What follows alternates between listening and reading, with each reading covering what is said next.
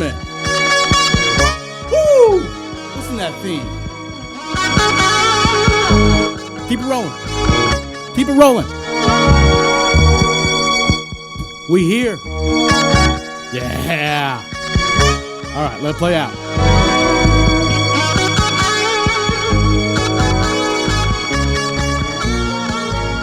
Ladies and gentlemen, welcome to the first episode of the Unofficial Jacksonville Jaguars Podcast. My name is Seth Studer. Now, I've been told that it is sometimes rude to speak in sentences that begin with the word I, but I'm going to break that rule right now. I am an associate attorney here at Campione Law. I am an avid Jacksonville Jaguars fan. I am bringing the first episode of this podcast, and I need therapy. I need therapy. I need therapy because I have been in a, let's call it an emotionally abusive relationship with this team for the last 30 years. And I expect that a lot of you have been in that same relationship. And man, this relationship sucks. It sucks. It is so tough to be excited. However, I know I need therapy. I know I'm crazy because I am excited for the 2025 season again. Again. They say that the definition of insanity is doing the same thing over and over and expecting a different result. Well, if that's the case, then I'm cuckoo for Cocoa Puffs. I'm crazy. Because I'm excited again. They dupe me. How can they do this to me every single year? Last year I was excited. And what did that give us? Well, it gave us, 4-win, 5-win team, whatever the hell it was, and, top 5 draft pick. And sure enough, I'm sitting here today and I'm excited. But why am I excited? Why are you excited? They're home. If I'm crazy, you're probably crazy too, right? So, we're looking forward to, putting on some great content. And we can get up here and on our first episode, we can talk about Liam Cohen. We can talk about Trevor Lawrence. Will the 5th year be the year he breaks out? We can talk about our defense not sucking donkey genitalia and being last in the league. We can talk about Zaddy Gladstones and that big trade for Travis Hunter. We can talk about Travis Hunter. Hey, how much has he got to play on both sides of the ball? But you know what? Because I need therapy, because I need Prowler Prozac, because I need Duval dopamine, let's step back. Let's step back. And so for the first episode, let's not make it easy. Let's make it hard. Because I need therapy. And where does therapy start usually? Well, it starts by looking back in your past and figuring out how the hell did we get here. So today, for our first episode, we have a very special episode here. First and foremost, I'd like to thank Campione Law for allowing me to do this thing and, air my rantings out to the mass public. We do great work here, personal injury firm, and, bad things happen to good people all the time. If something bad happens, just feel free to give us a call. We'll be happy to help you out. But back to our regularly scheduled programming. First episode, let's look back. And this is going to be episode 1 of a 3-part series about the history of the Jaguars. And today we're going to talk about, Tom Pelly said, glory days. We're talking about glory days, the Tom Coughlin era. The seasons 1995 throughout the season of 2002. So we've established a couple things that I need therapy, that you all need therapy too, and that we're going to be looking back. And, a lot of you listeners may, know the history back to front and all that kind of stuff. And some of y'all actually maybe don't. So maybe I'm here to educate you on kind of, the early years of the Jaguars, what happened and all that kind of good stuff. But for y'all that already know that, and that's old news, and why y'all listening in to someone ranting and raving about, stuff that happened, 25 plus years ago, Let's think about this. In order a lot of times to understand the history, you have to compare it to something else. And maybe through that comparison, through that metaphor, as we like to use in my day-to-day when I'm arguing in front of juries, using metaphors and other things to try to recapture and understand where we came from. So, instead of talking about September 3rd, 1995, which was, I think, the Jaguars' inaugural game against the Houston then Oilers, instead, we're going to go back in time a little bit. We're not going to go back in time a little bit. We're going to go back in time a lot of bit. But we're not moving far. We're moving, about 45 minutes south, down in St. Augustine. Instead of September 1995, I'm going to talk to you about September 8th, 1565. 430 years prior to the Jaguars' first game. Well, what was that? That was the founding of the oldest city, European founded in the United States, being St. Augustine. Well, and who founded St. Augustine? Well, the Spanish Empire. And the Spanish Empire, by that time in 1565, what did they own? Well, they owned Spain. They owned many parts of Italy. They owned the Netherlands. They owned and controlled much of the southeastern United States, all of Central America, down through the Panama Canal. But you got controlled Bolivia, Ecuador, Peru, parts of Chile, all the way up to California. And they did this in a matter of 60 years. 60 years they were able to rule nothing into a supernova. It was the first empire where the sun never set. Oh yeah, they ended up owning the Philippines at that time too. How does that sound familiar? Does that sound familiar to a certain team that exploded like a supernova onto the scene? Well, yes. So I'm going to do an historic, extended metaphor between the Jaguars in these years to the rise and the apex of the Spanish Empire. But let's get back to football and let's get back to sports before we go too deep in and get my nerd glasses on. I would say, and I have a reasonable argument to say, that the Jacksonville Jaguars had the most successful 5 years to start their franchise out of any of the big four sports: hockey, baseball, basketball, NFL. Well, who are some other contenders? Well, let me just give you a couple of facts here about the Jaguars. In their first 5 years, 4 playoff appearances, 2 conference championship appearances, a best record of 14-2 in 1999, and an overall winning percentage of just over 61%. There's some other arguments for some other teams. You could say, well, what about the Carolina Panthers? They made that's a football team. They made a early championship appearance. Well, no, yes, they did, but they made 1 playoff appearance and 1 conference championship appearance in the year 1996. You can go, well, Seth, what about the Florida Marlins? The Miami Marlins, the Florida Marlins. You remember them? That's what they went doing that game against the Cubs where that poor Cubs fan caught it over Moises Alou back in 1996. They won the World Series. How can the Jaguars' first 5 years be better than theirs? Well, the Florida Marlins had a winning percentage of about 47%, only went to the playoffs 1 time, and they won it all. Not 4 times. Not sustained success.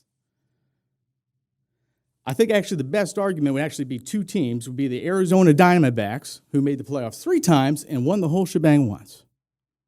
It's an argument. The other one would be the Vegas Golden Knights. Well, I really don't consider, I'm not much of a hockey fan. I guess you would consider them part of the Big Four, but even them, they made 4 playoff appearances and a conference championship appearance too, just like the Jaguars. Now, I would say that the Vegas has the best 6-year run, but when it comes to 5-year runs, first 5 years, I think the Jacksonville Jaguars really, really have an argument to make. So what the hell happened? How did we get here? What caused its collapse? So now we're going to take you back into time one more time. 1492, Columbus sailed the ocean blue, right? 1492. Well, that was the start of the Spanish Empire. And just like the Jaguars had Wayne and Dolores Weaver, well, Spain had, King Ferdinand and Queen Isabella. Now, I forget which one ruled which. I think back then it wasn't Spain. It was 2 kingdoms. Queen Isabella ruled the kingdom of Castile, and King Ferdinand ran the kingdom of Aragorn. Sounds like a Lord of the Rings thing, doesn't it? Eventually, they joined forces together in the late 1400s. And then, what a lot of folks don't know is, until that time, Spain and the Iberian Peninsula, right there, Spain, Portugal, had been ruled up to that time by Muslims and the Islamic Empire. And slowly but surely, they were pushed out. But 1492 does not just note the dates that Columbus first set sail. It also marks the date that Queen Isabel and King Ferdinand, the Spanish forces, finally were able to get rid of the Muslim-conquered lands by conquering the Kingdom of Granada. So it's a brand new country we're talking about. And just like, Wayne and Dolores Weaver were able to start the Jaguars out of the 58th largest market in the United States, Spain was running with pretty slim pickings there at the time too. So, in the story about how, Jacksonville was able to get and win a NFL franchise. That's another story, but it is a riveting one. I mean, there was peaks and valleys, and man, we were very close to not even having a team in the first place. But obviously, first season, 1995. And, when you're an expansion team, you're literally nothing. Well, you get one of the top picks in the draft. And we didn't even get the first pick. We got the second pick. But with that second pick, man, we hit it out of the park by drafting left tackle out of USC, Tony Baselli. I use Tony Baselli because that's the most Italian name I've ever heard in my life. And you ever meet the guy, he's very much doesn't come off like that. But we draft Tony Baselli, and he ends up being our first Hall of Famer ever. Man, he was a stalwart at left tackle, and we couldn't have picked a better one. So I think, Tony Baselli for us is like Christopher Columbus to the Spanish Empire. Now, Christopher Columbus went up and said, hey, listen, I got this crazy idea. I'm going to keep sailing that away so I can get, gold and riches and develop a trade route there with the Indies, the Indonesia, India, hopefully. And the Portuguese actually heard Columbus first. And the Portuguese were like, no, man, we're good. No, we've been sailing, under the South Africa and going that way. We're fine. We're good. But Spain, they're a little desperate. And they're like, you know what? Christopher Columbus. And just like hiring, an Italian and Christopher Columbus, we drafted an Italian and Tony Baselli. And damn, it worked. Damn, it worked, didn't it? So Columbus shows up there in the New World, I think on the island of what's now Hispaniola, which is Dominican Republic and Haiti. And he meets And he thinks he's sailing to India, and he meets the natives there, and he, of course, does not call them Native Americans. He calls them Cleveland Guardians. No, I'm kidding. They called them Indians. But what he was able to do and open up was exactly what Tony Boselli was able to do for his team. He was the face of the expansion Jaguars. And I mean, we got Columbus Day here. They named a day after him. Well, shoot, McDonald's, little did you know, named the Boselli burger there at McDonald's for him. I think it's 3 beef patties. I think I had a McRib on it, something like that. But he was an institution, and that's who's remembered. And for us, finally, he was selected into the Hall of Fame here quite recently, and we couldn't be more proud of Tony Boselli ourselves. But Jaguars still have football to play. So finally we got kickoff there in 1995. In the first year, we don't do great. But we don't do that bad either. We end up going 4-12. Yeah, well, Seth, that sounds pretty bad. It is. But given that we're an expansion team and given that we lost 6 of those games by 1 possession or fewer, I thought it was a pretty good start. We showed up, we competed. And we had a tough coach. More on him later. But okay, Spain's like, hey, we got a couple of islands out there. I don't know what we have. I don't know what they have, but it looks like they have gold. It looks like they have riches. So let's build on it. And that's what the Spanish Empire did, and well, that's what Jacksonville did too. And they built on it in a hell of a way with the 1996 season. 1996 is just such a fever dream, looking back on it for the Jaguars. It's a fever dream because of how they started. You're sitting there 11 weeks into the season, you're 4-11, and there's pretty much no hope that you're going to do anything. I mean, which is fine for an expansion team. Absolutely fine. We talked about the other ones earlier. That's okay. But something weird happens. And they get the right pieces of luck, and they start going on a winning streak. They don't win 1 game. They're 5-7, not 2, not 3. Now they're 7-7, not 4. They're 8-7. Last game against the Falcons. And the Falcons that year were not a good team. And they came into Duval County, and they were winning. And we came back, and finally we had a very tenuous lead going on to the 4th quarter.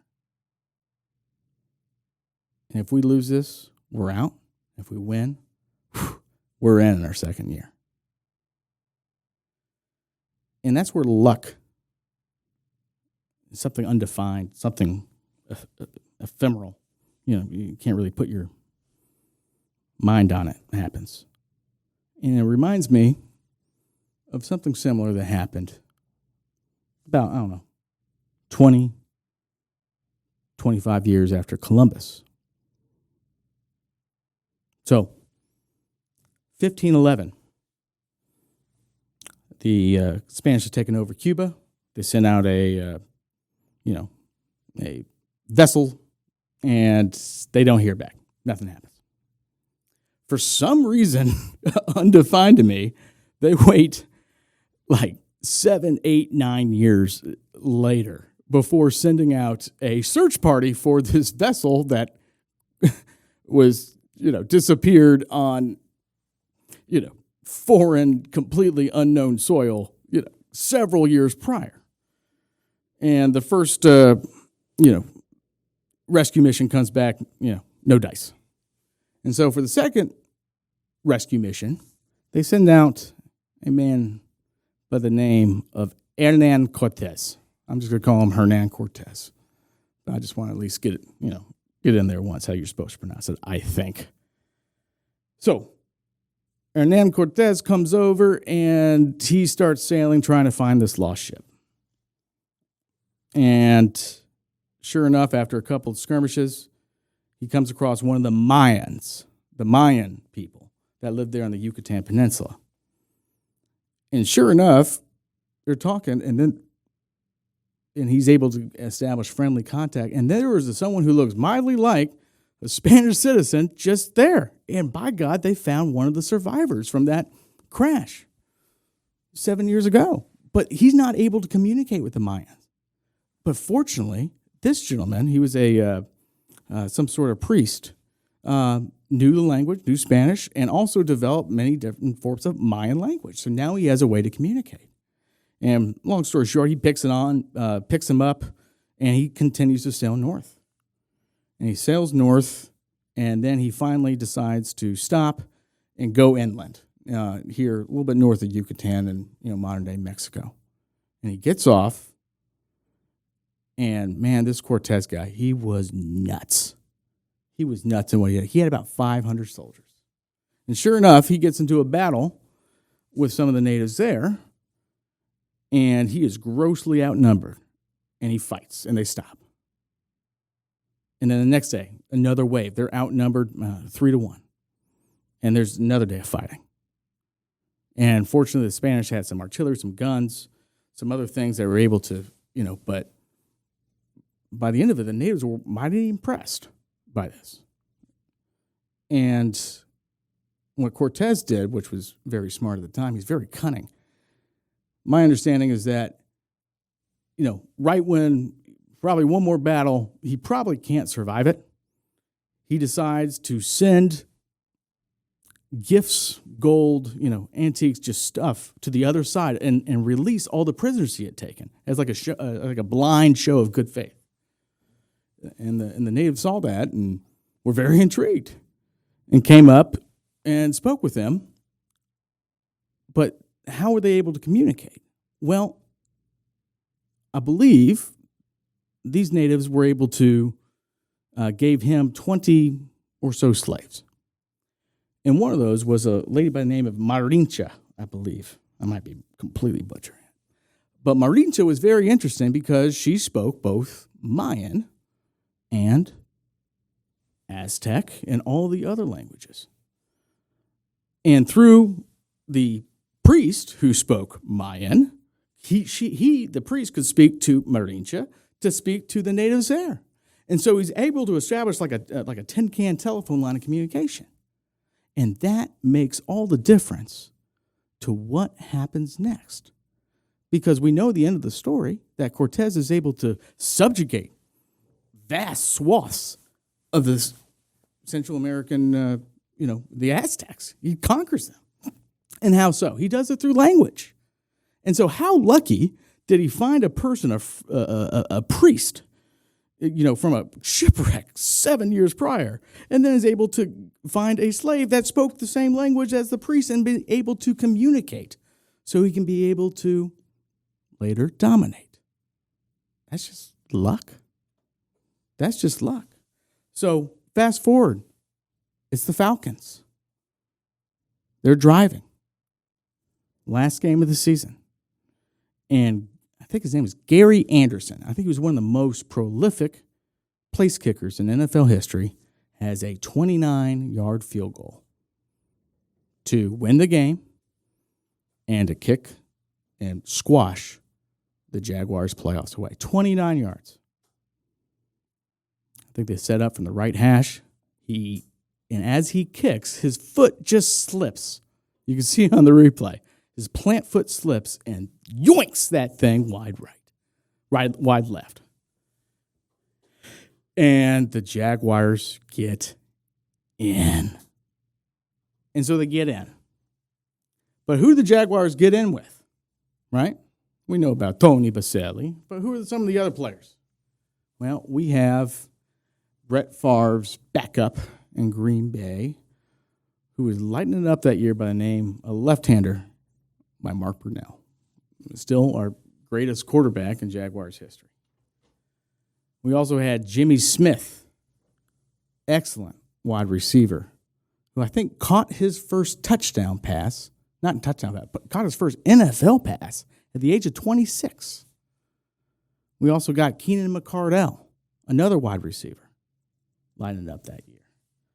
And throughout, we had looking at the stats here.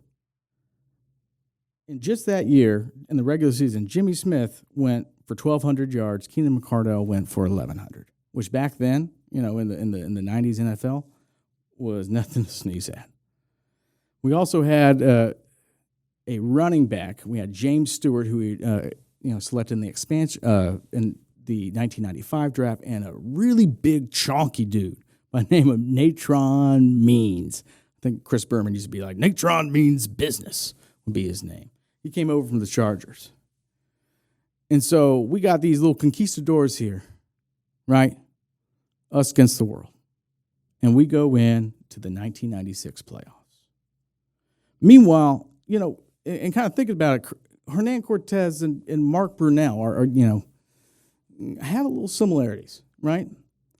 They're able to, Cortez was able to build alliances as he was, gearing up to go, invade Mexico City. And also, Brunell, in the same thing, for the first year of the team, developed this excellent chemistry and alliances with Jimmy Smith and McCardell, et cetera. And really the biggest thing was Mark Brunell was a slayer. He was the slayer. A couple years later, he would slay, Dan Marino's NFL career and Jimmy Johnson's NFL career.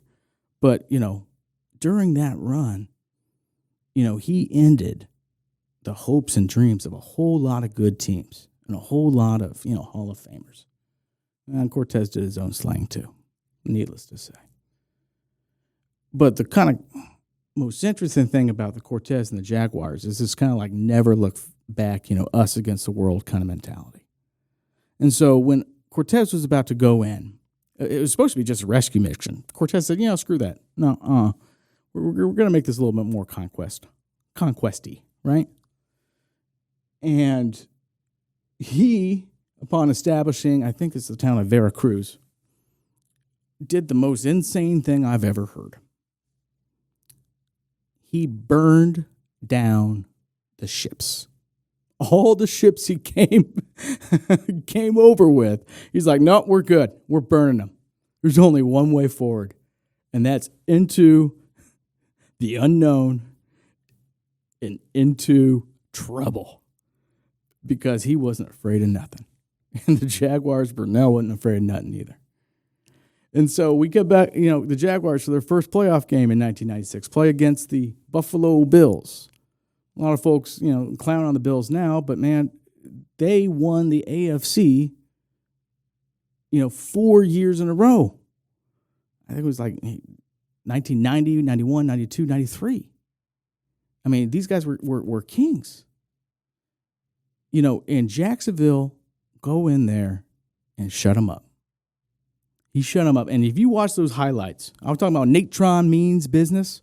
Boy, I forget. Like, he ran for, like 187 yards and like 2 touchdowns in that game. He was just barreling over folks. Tony Baselli was matched 1-on-1 against Bruce Smith, Hall of Fame defensive end from Buffalo. And it was a tough game. It was a hard-fought game. Jacksonville prevailed. And then it's like, okay, cool, you did it once. Let's see you do it again. That's a neat little storybook fairy tale. Yeah, let's kind of see you do it again. And who next?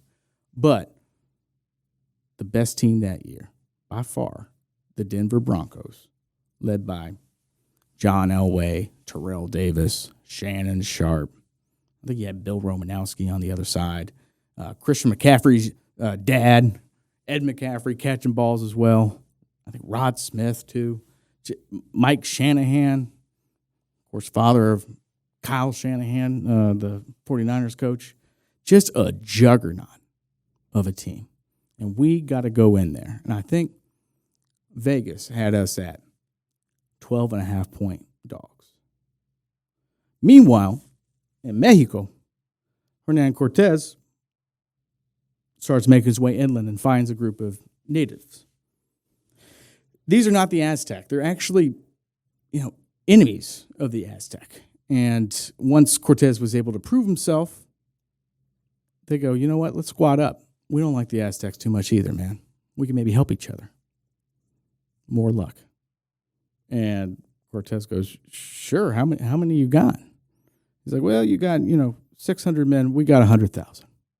So he increased the size of his army by 1,000 times. And he goes in, and I can't get into, I don't want to be the history buff here, but he goes in and he's making, and essentially makes contact with the Aztecs. And he's able to persuade and flatter them using that translator I was talking about, them that they're peace, that, hey, everything's cool, just let us in. And they ended up kidnapping the leader of the Aztecs and holding him hostage. And then a whole bunch of stuff happens where they find out, and long story short, Cortez is driven away from the Aztec capital, and then he comes back, with his other allies, and through attrition and just luck, pure will, determination, and a little bit of help from smallpox, is able to conquer the Aztec Empire within 3 years. I think he starts in 1519, ends in 1521. And, the Jaguars went into Mile High Stadium in early January, no one thinking they're going to win nothing. And they conquered too. And it wasn't easy. You watch that game back, Natron Means pops off another 100-plus yard game, runs for a touchdown. Jimmy Smith, Mark Brunell, I mean, they're just balling out, playing out of their minds. And that was my first Jaguars memory. I remember watching this game. And there was one play in particular. I think they were right at the 50-yard line. I think it's like second and 9. Mark Brunell comes back. There's pressure. He rolls right, looking, and he just swerves in and out of the Denver Broncos defense, slicing and dicing, just making people, looking like White Vic out there, making folk miss, and finally stumbles, at the 21 for a 29-yard gain. And I think we were up by, I want to say, 4 or 5, something like that at that point. But I remember that run, and I just knew right then, it's like, oh my God, we can do this. We can do this. It's easy to think, in today's NFL, you got to be aggressive, make sure you don't kick field goals, you convert touchdowns, all that kind of such. But for that wasn't really the thought process in the mid-90s. And I think it was like third. It was that same drive. After Mark Brunell does that scramble, I think they get to third down. And instead of, just trying to run it, see if you get it, kick the field goal, be up by 7, I think that would have been. No. They throw it. And he throws a perfect pass up the left sideline to Jimmy Smith, who catches it. I think puts us up by 10. John Elway does what John Elway usually does, king of the comeback, marches the Broncos right down the field, scores with under 2 minutes left. But, man, shoot, that last touchdown to Jimmy Smith's what put it in. Because now I think it's only a 3-point ball game. And Jaguars recover the onside kick and win the game. One of the largest, hugest, most stupendous playoff upsets in NFL history. Done by a second-year team. Run by, a hard-nosed coach. And just really kind of a cast of misfit characters, has-beens, nobodies, all that kind of stuff. Comes in, shocks the world. Obviously, as you know, the dream does die.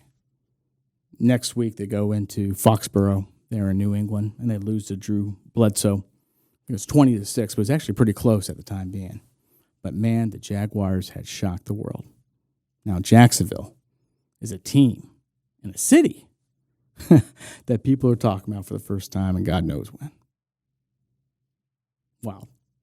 Wow. And what's crazy is that,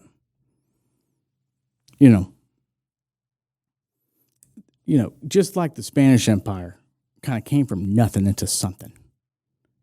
the Jaguars too were able to, kind of expand on that success, right?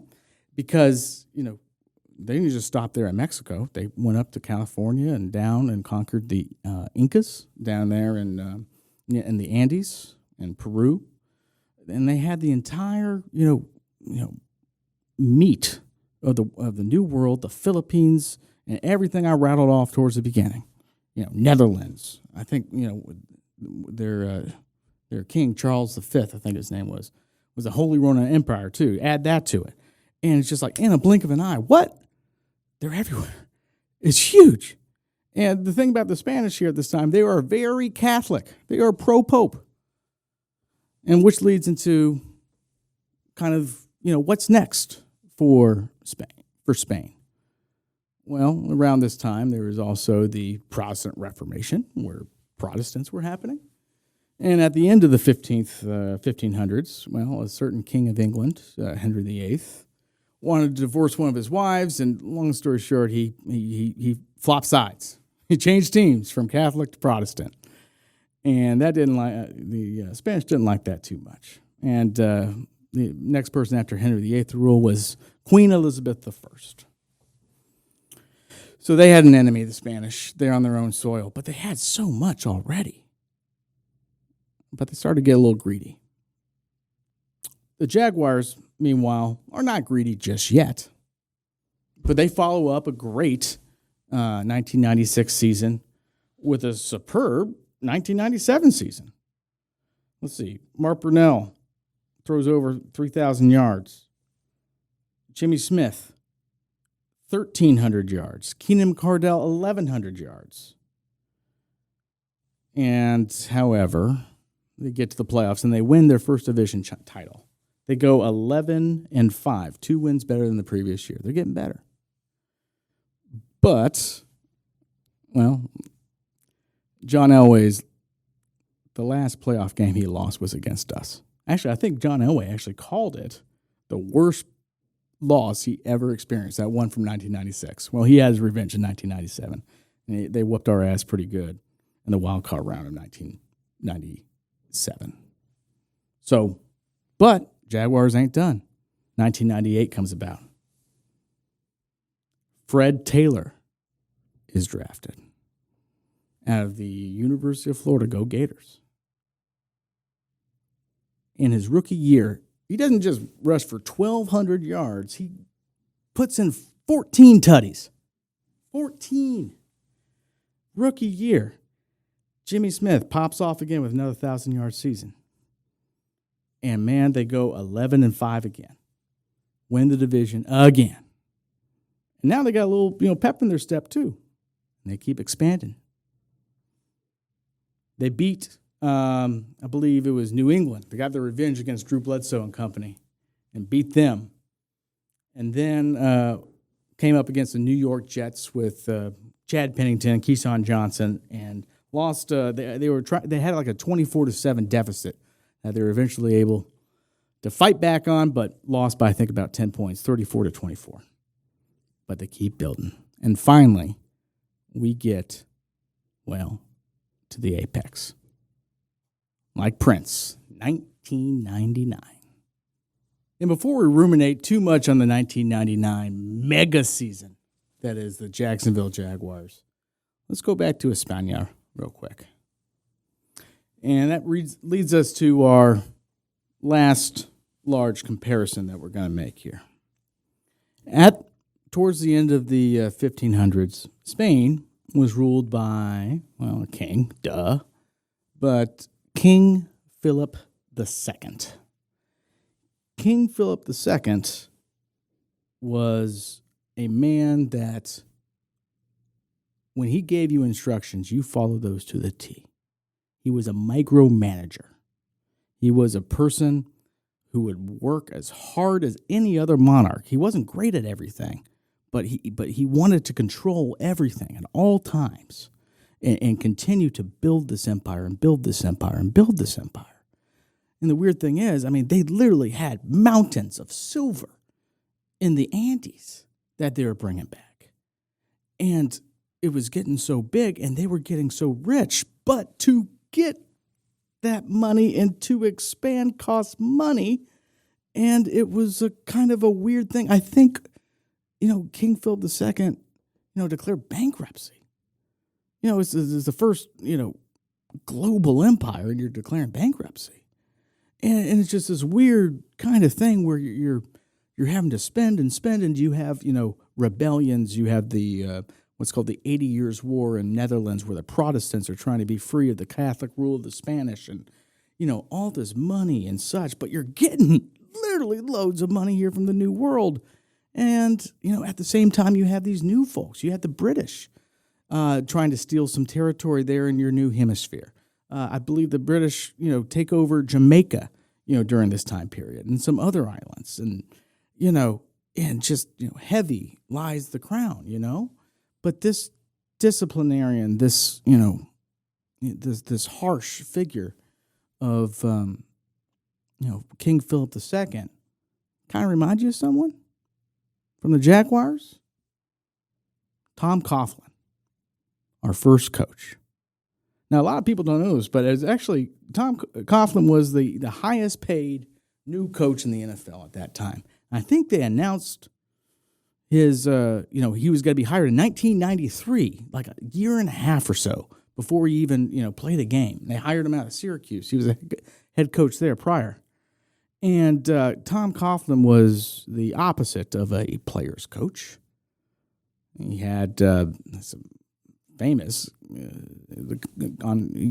players had to be on Coughlin time. Well, how do you mess with the universe, and what is, you have your own time system? You have your own time zone, Tom Coughlin? Yes, he did. If a meeting would start at 10, you would have to be there at 9:55. You would have to be at any meeting 5 minutes prior to its start. Or you were late. 5:56, no good. 9:58, oh, hell no. Coughlin time meant Coughlin time, and you got punished for it. You had to wear I heard Bucky Brooks, who he's a local color guy for the Jags, among other things. He was telling a story that on away games, while they were in the hotel, right, the night before a game or whatnot, if they were outside the hotel, they had to wear slacks and shoes and a button-down long-sleeve shirt, or they would get busted. Whoa. The Spanish they had the Spanish Inquisition and stuff going on. They're mighty similar on how, damn strict it was. But strict doesn't mean you don't get results. And as we've seen, Tom Coughlin got a hell of a lot of results. But it was one of those kind of things where it seemed like, they all hated him, and it was that shared love of hatred that propelled them forward. It's like, we're going to show this guy what's up. And that's what they did for the first several years of their franchise. And King Philip II, actually that's who the Philippines are named after, was very, very, very strict and pious, and along that same thing. You did not cross him. You did not cross King Philip II. Just as you did not. Hell no, you don't cross Tom Coughlin. Now, Tom Coughlin, as we kind of know him, and we kind of have a view in the future, he eventually coaches 2 Super Bowl victories there with the New York Giants.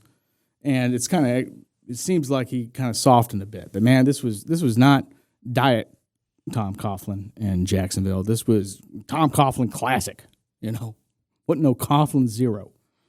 And but he shaped it. He shaped the team, and he made him perform. But here's another thing that maybe a lot of folk don't know about Tom Coughlin. He was not just the head coach at the time. He was also the general manager, which is interesting. With someone of that ilk, right? Usually you want a general manager to kind of come back and go, hey, listen, we can't spend everything all at once. We have to manage our roster and such so we have sustained success. Well, Tom Coughlin wanted winning more than anything. And, well, going into the 1999 season, it was for everything. But before that,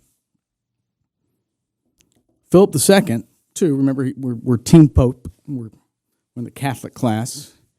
King Philip II did not like what was going on in England, like I had talked to you about. They were, changed to Protestant, and they were labeled as the heretics over there, and the heretic queen, Elizabeth I. So King Philip II goes, you know what? We're going to go all out. We're going to go all out, and I am going to build the biggest fleet in human history to ride across there and stomp them out, and stomp England out, invade England. And I'm going to do it by not just building a fleet. No, not a fleet. I'm going to build an armada. An armada. And that's what he did. In the late 1580s, King Philip II goes, we're going all out. And some say it's about 130 ships. I think new historical estimates place it about 150. But just a huge fleet. And they have an army too. But their army's not in Spain, weirdly enough. The goal, and I don't understand it, is for the Spanish to sail up, go through the English Channel and pick up their army in the present-day Netherlands, in Dunkirk, actually where the British were evacuating in World War II. That's where they were going to be invaded from back in 1588. And the Spanish kind of, pick up, 35,000 hitchhikers in the form of an army, and then use that to invade Spain. That was the plan. Meanwhile, let's jump forward back to 1999. The Jaguars now have a loaded roster. Mark Brunell, Jimmy Smith, Keenan McCardell, Fred Taylor, Tony Baselli. You got Kevin Hardy on defense. You got, Tony Bracken's there. You got Carnell Lake, I think, at that time. You got folks and got ballers all over. And we haven't been talking about the defense much, but they changed defensive coordinators in 1999 and hire on Dom Capers. And Dom Capers coached that 1999 defense up well.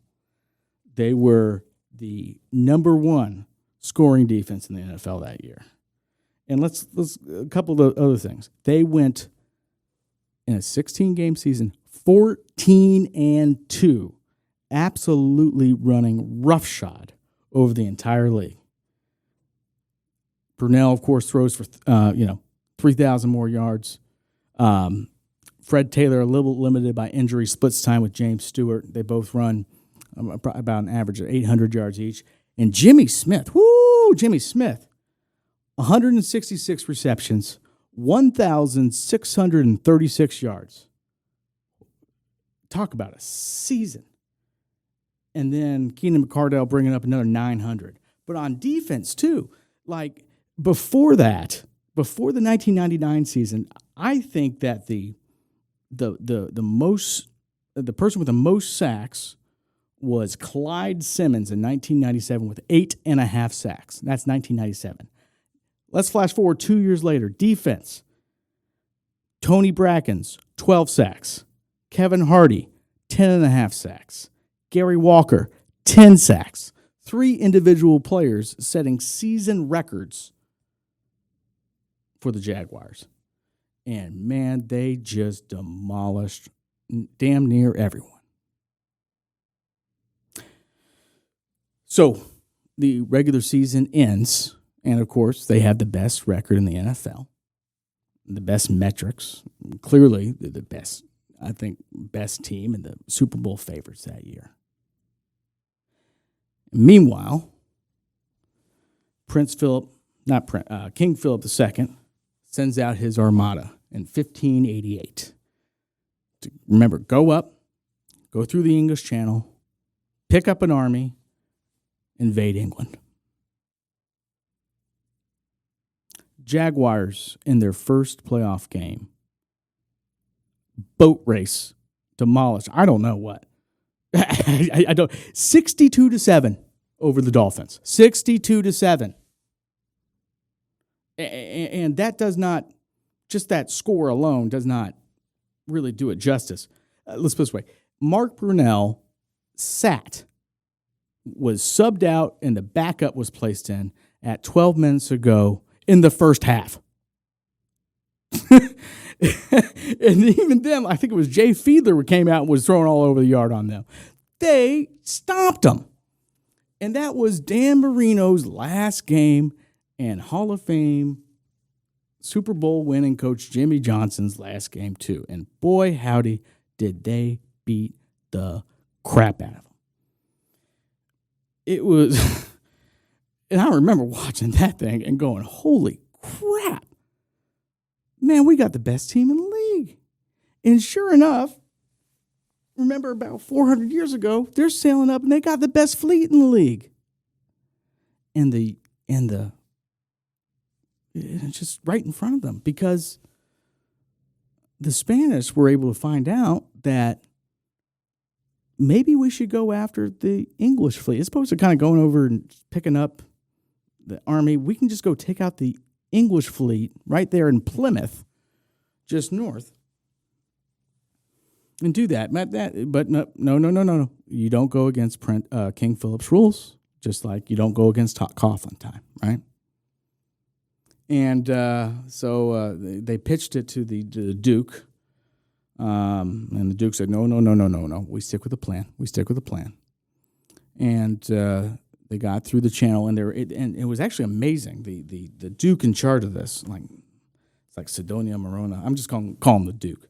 But the Duke was able to keep, logistically, to keep 130 to 150 ships in formation and not lose them and not run into each other. Seriously, from a logistical point of view, it was incredibly impressive. And then sail into, through the channel, and they ended up docking right across the English Channel in a place called Calais, France. Meanwhile, 411 years later, the Jaguars have to play the Tennessee effing Titans. I tried not to curse. I almost did it there. OG Jaguars, maybe you all hate the Texans. Maybe you all hate the Colts. But it's the Tennessee Titans that are my most hated team. Because, remember we're talking about 14-2? Their 2 losses were to the Titans. And the Titans, before playing the Jaguars in the playoffs, played in the wild card round and won on a kick return miracle lateral. Was it a forward pass? Wasn't it not a forward pass? And Music City Miracle, look it up. Frankly, the fact that the Titans were even in a spot to even to play us in the playoffs is ridiculous. It really is. You just start thinking about what could have been. Don't get me started. But, well, the British fleet, fortunately doesn't get sunk there in Plymouth and go, oh, shoot, we got ourselves a situation. We've got, I think, 100 to 150 ships kind of sailing around us right now, and they don't look like they have good intentions. And the English try to break up the formation. They do this. The Spanish were in this interesting, formation where they had all their ships lined up in one big crescent. And you got to think about how many and how hard it is to keep that that logistical, that shape, and they're not able to throw the Spanish as they're entering the channel, and maybe pick off 1 or 2 ships, but nothing. Finally, they dock off Calais, and then it happens. During the Clinton administration, now we're there, the Jaguars play the Titans in the AFC Championship game. Jaguars are far and away favored to win this game. And actually, after a really ugly first half, the Jaguars had the lead. Yeah.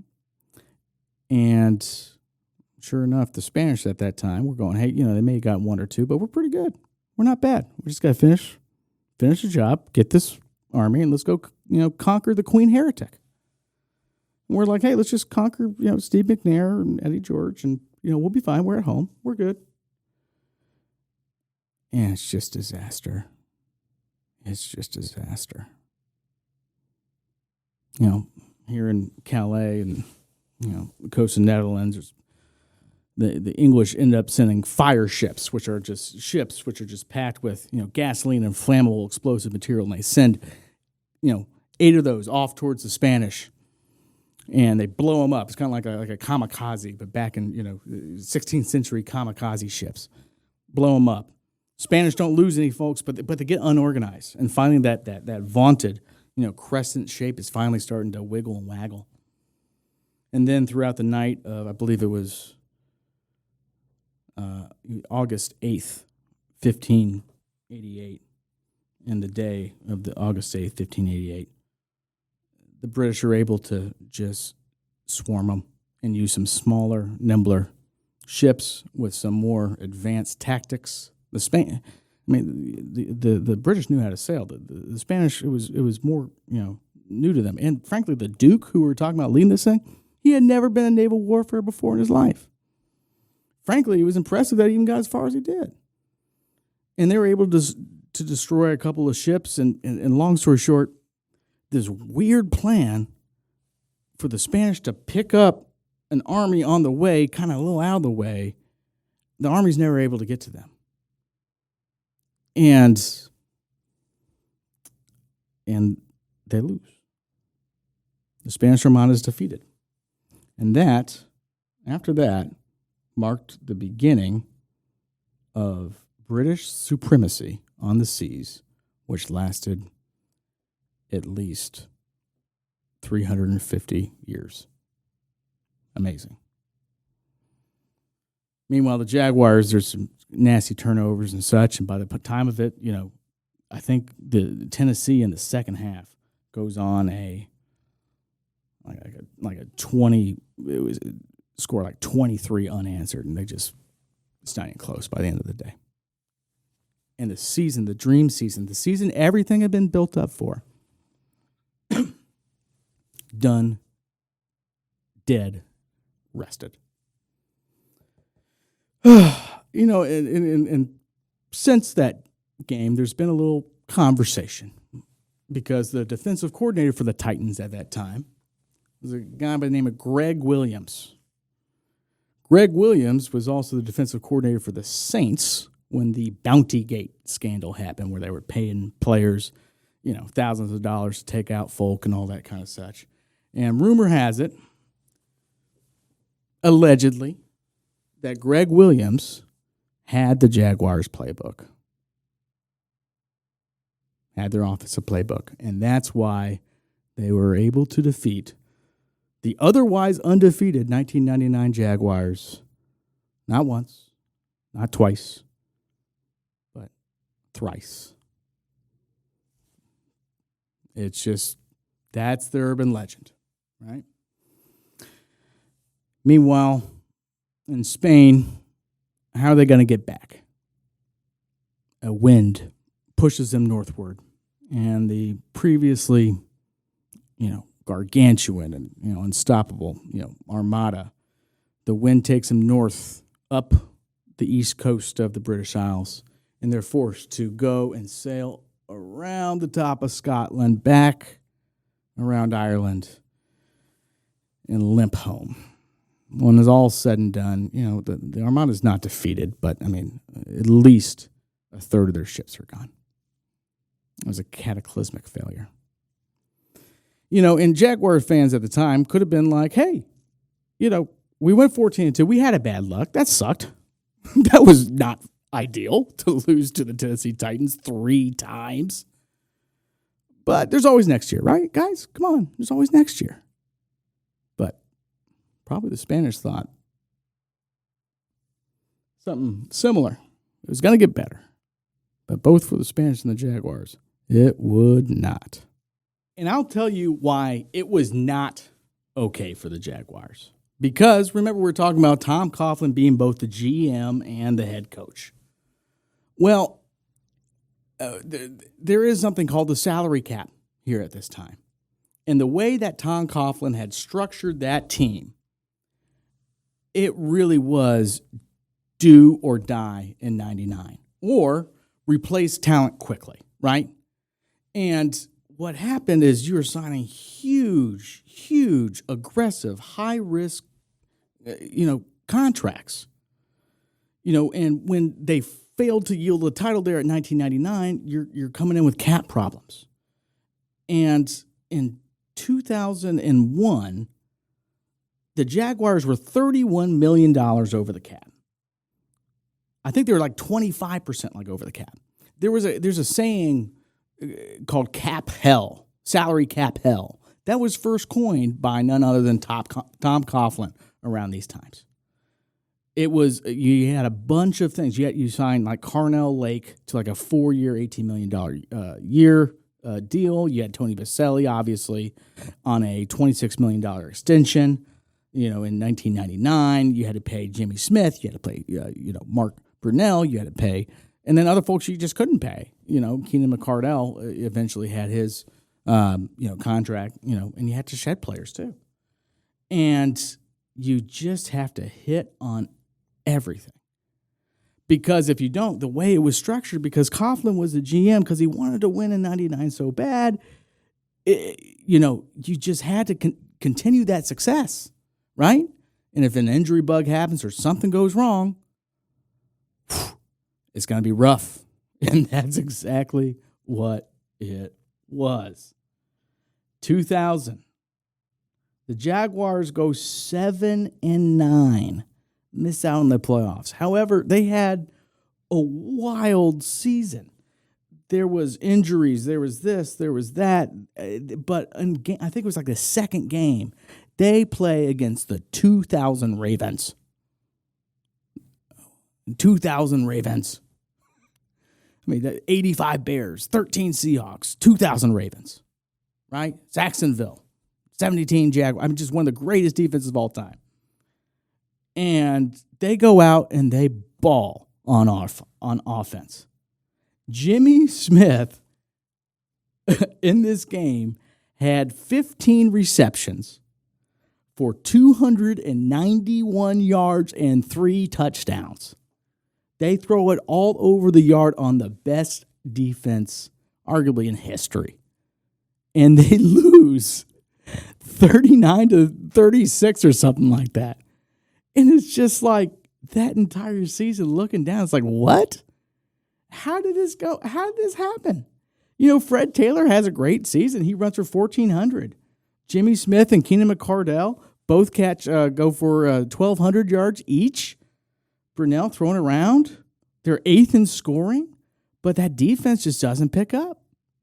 Lightning don't strike twice. And, one year you're it, next year you ain't.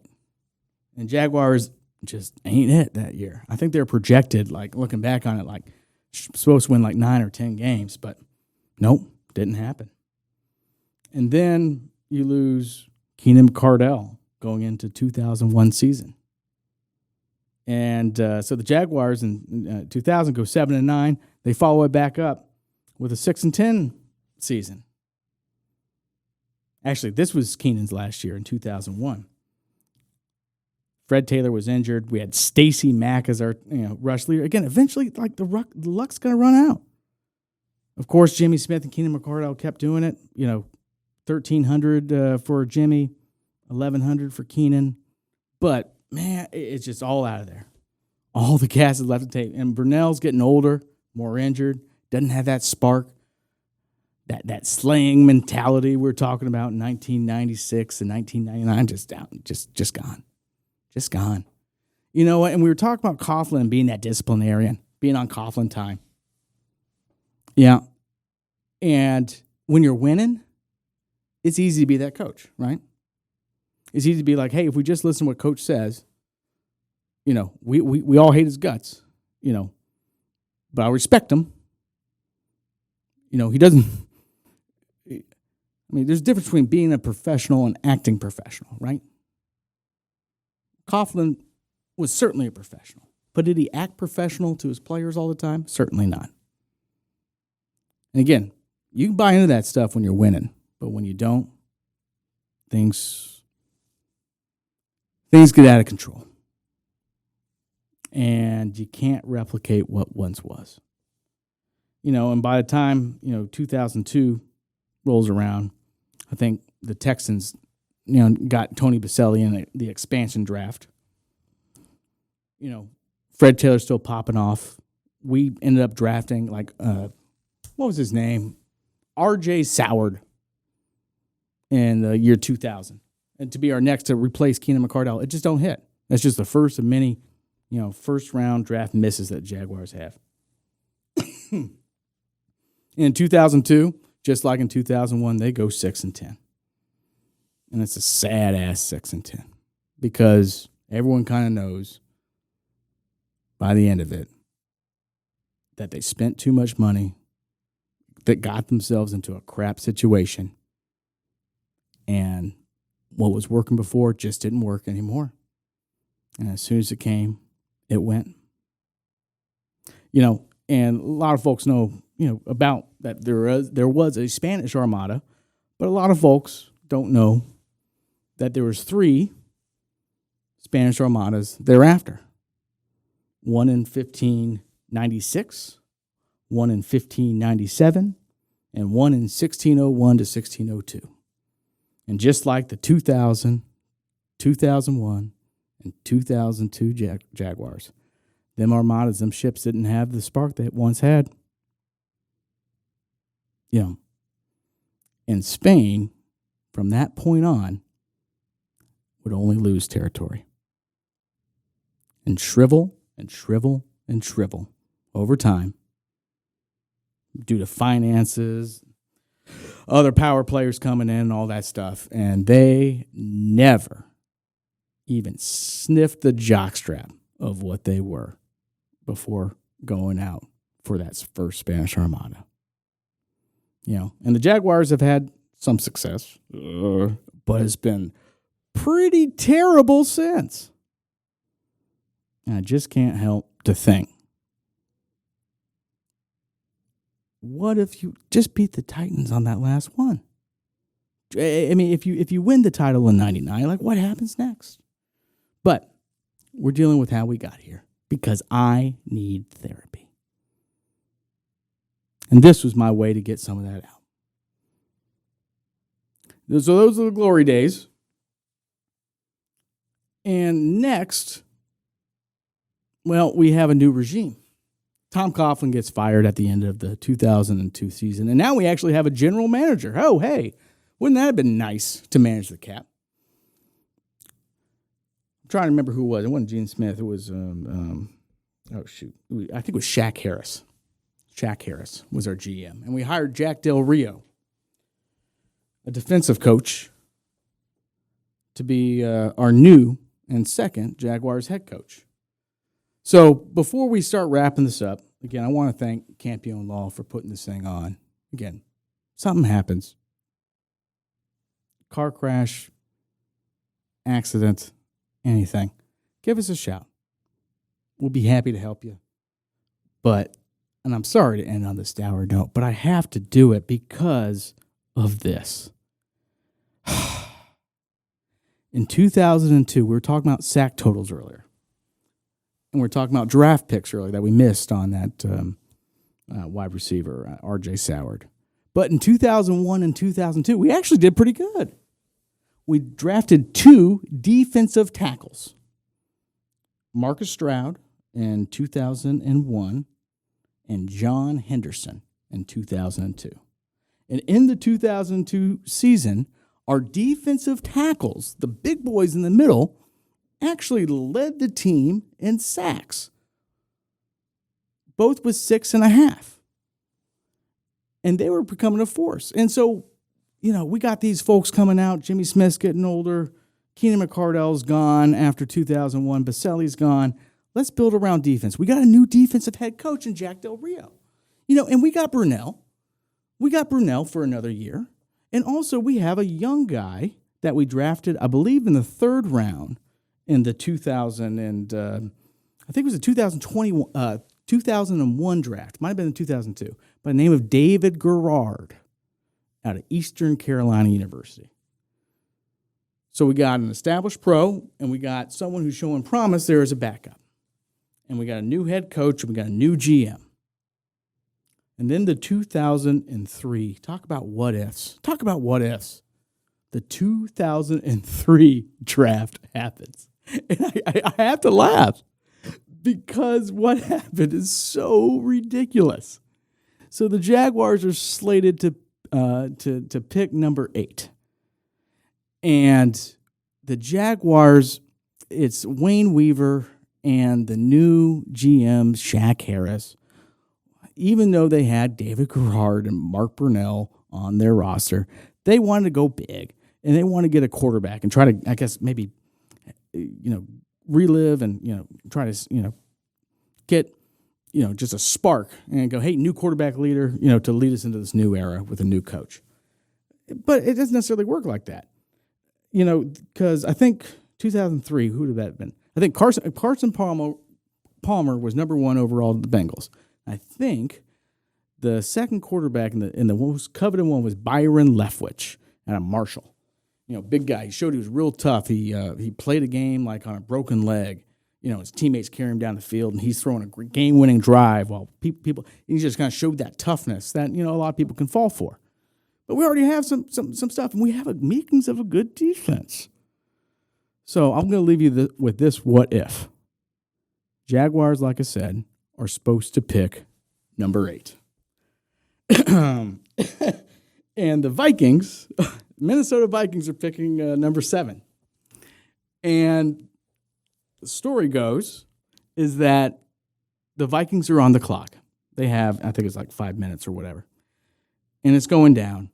And the Vikings are on the phone with Ozzie Newsome, the general manager of the Baltimore Ravens, to trade the pick so the Ravens can come up to number 7 and select Byron Leftwich. And they're talking and talking and talking. And come to find out, I don't know like what happened, but that was supposed to get done. Like the Vikings thought it was going to be done. And I know the Vikings thought it was going to be done because of what happened next. What happened next is the Vikings let the timer go to 0. And what happens when that happens, right? Well, the Vikings essentially forfeit their turn in line until they can get a pick in. And so I would love to be a fly on the wall at that moment, because my understanding is that Jack Del Rio and the coaching staff, so pretty much everyone besides the owner and Shaq Harris, the GM, wanted Terrell Suggs. Hall of Famer Terrell Suggs. Now, pairing Terrell Suggs with his pass rush abilities, there with John Henderson and Marcus Stroud on the interior of the defense, whoo-wee, that's a different kind of team. That's nothing like the 90s Jaguars. That's new millennium, right? George W. Bush, new president, new team, defense focus. Let's go.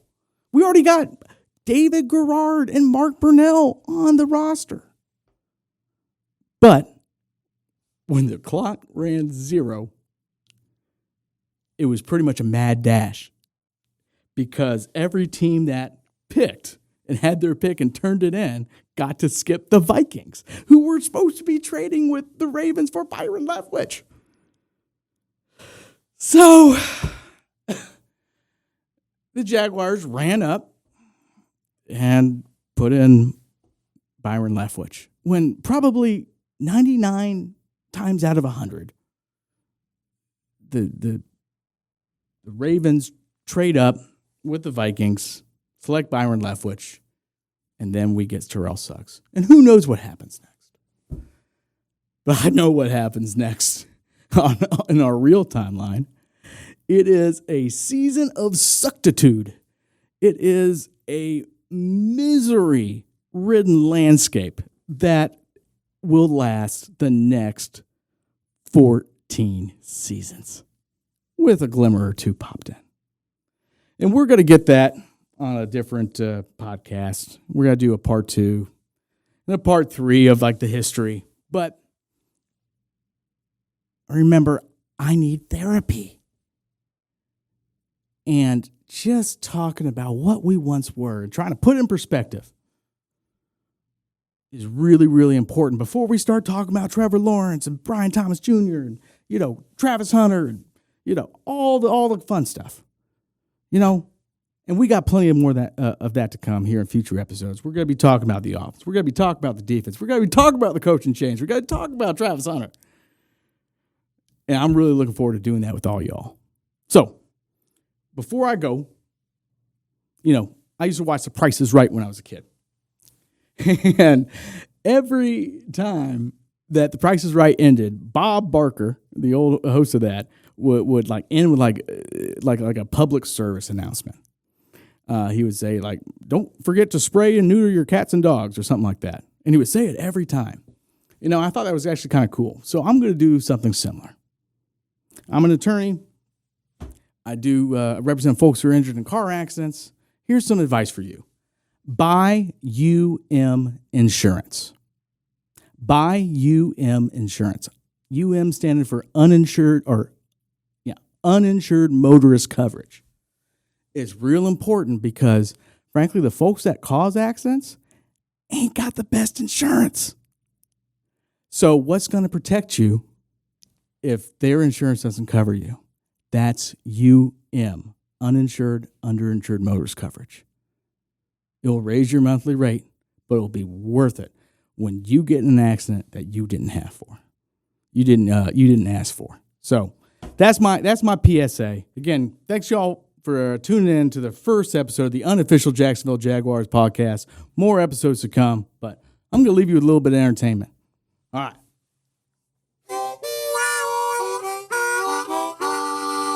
Started out 95, just trying to make our name. By 96, we're playing in the AFC Championship game. 97, 98, we kept that fire burning bright. 99 was Armada, thought we ruled all night. Oh, the cat came crashing in 2000, left us cold. In 01, our roster's bones were sold. By 02, the Empire gone, Coughlin rain was through. Now I'm out here wailing these Duval blues for you.